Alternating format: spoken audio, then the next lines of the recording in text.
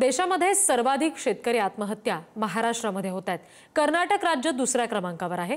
एनआरबीच्या अहवालानुसार 2024 मध्ये महाराष्ट्रात दररोज सरासरी 7 याप्रमाणे वर्षभरात 2706 शेतकरी आत्महत्या झाल्या।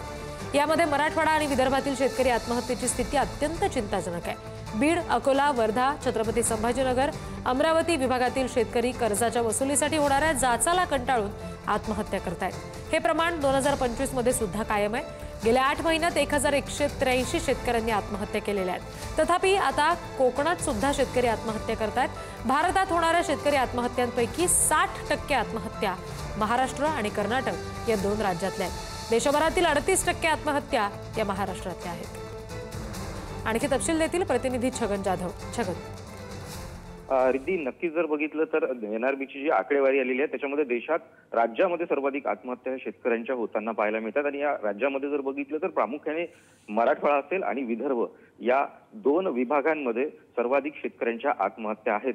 या आत्महत्येचं कारण जर बघितलं तर कायमस्वरूपी शेतकऱ्यांच्या उपाययोजना करण्यात आलेल्या नाही आहे। त्याच्यामुळे शेतकऱ्यांनी दर तासाला जर म्हटलं तर दिवसाला 8 तासातून एक शेतकरी आत्महत्या अशी सरासरी शेतकरी आत्महत्यांची आता पुढे आलेली आहे। राज्य सरकारने यावरती काही प्रमाणात म्हणजे तात्पुरत्या स्वरूपात उपाययोजना केलेल्या आहेत। रब्बी हंगामासाठी जर बघितलं तर त्यांनी काही निधीची देखील तरतूद केलेली आहे आणि 31 जून च्या पूर्वी शेतकऱ्यांची कर्जमाफी केली जाईल अशी देखील घोषणा राज्य सरकारकडून करण्यात आलेली आहे। मात्र ही कायमस्वरूपी शेतकऱ्यांची आत्महत्या थांबवण्याची उपाययोजना नाही आहे। खरं जर बघितलं तर बदलत्या हवामानानुसार शेतकऱ्यांच्या आत्महत्या थांबवण्यासाठी कायम उपाययोजना करणं गरजेचं आहे। हवामानानुसार पीक शेतकऱ्यांना घेण्यासाठी प्रवृत्त करण्याची गरज आहे। अशा पद्धतीच्या जर का कायमस्वरूपी उपाययोजना झाल्यात तर मात्र शेतकरी आत्महत्या नक्की थांबण्यात मदत होईल।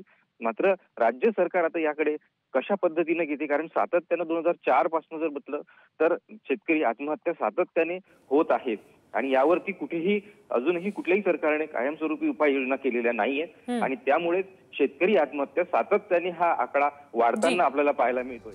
जी, धन्यवाद सगळ्या तपशिलांसाठी छगन।